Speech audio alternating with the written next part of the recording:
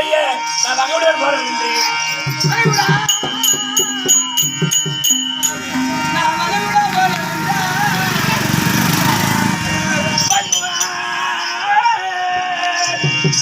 மதிமுகவுடைய பெண்ணே, மதிமுகவுடைய பெண்ணே, எங்க மகிழ்ச்சியா தாம்பளம் தருவாயோ?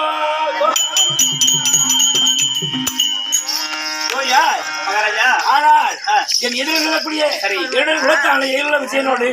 மன்னமா யுத்தத்திற்கு செல்வதற்காக நான் செல்கிறேன் என்று ஒரு வார்த்தை தெரிவித்தால் உனக்கு வேலையும் கிடைக்கும், உனக்கு சம்பளமும் கிடைக்கும், உனக்கு போனஸும் கிடைக்கும். எப்படி சொல்லணும்? ஆமா, அதான் வந்து அம்மா கேளுங்கம்மா. மகாராணி அம்மா நடைக்கு நடவடிக்கின்ற 10,000 யுத்தத்திற்கு தன்னுடன் குலத்தான என்னுடன் குலத்தான விஜயனோடு மன்னமா யுத்தம் செய்ய நான் மறுபடியே போறேன். ஆனா இன்று இருப்பது நாளை இருப்பது இல்லை. அதனால மனை முகத்தை பார்த்து அவளிடத்தை கைதாமலம் பெற்று சரி நான் போக வேண்டும் என்று இந்த வார்த்தையை தெரிவித்தால் உனக்கு நிச்சயம் வேலை கிடைக்கும். அப்படியே தெரியும். சொல்லு ராணியம்மா.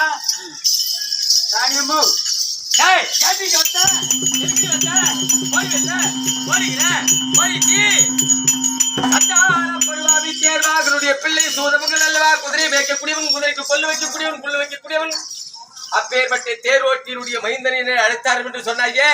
கரங்களை பிடித்து கட்டிலே ஒரு சொன்னியே மண்டிக்கு வந்திருக்கிறேன். ராணியம்மா, ஒரு புதுமையான செய்தி கொண்டு வந்திருக்கேன். என்னடி புதுமையான செய்தி?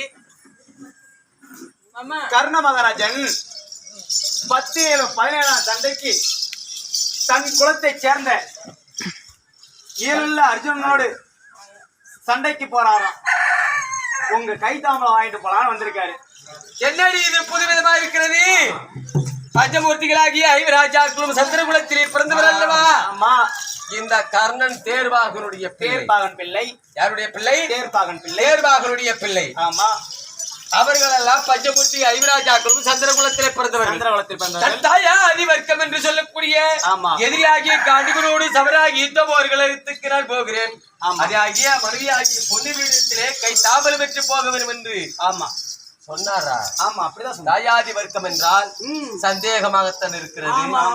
ஏன் என்றால் இவர் ஜாதியிலே தாழ்த்தப்பட்டவர், அவர் சந்திரகுலத்தில் பிறந்தவர். இவருக்கும் அவருக்கும் என்ன வித்தியாசம்? ஏன் இவர் தாயாதி வர்க்கம் என்றால் எனக்கு சந்தேகமா இருக்கிறது. அதே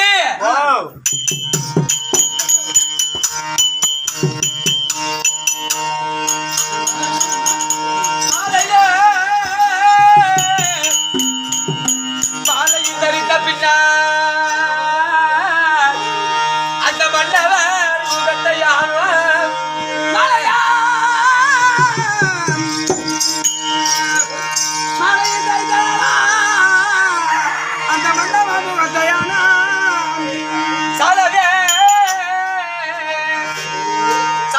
கண்டதில்லை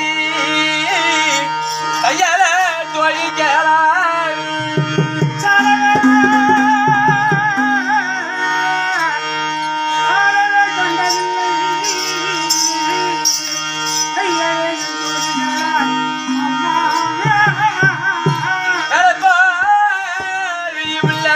விலகிட திரையில்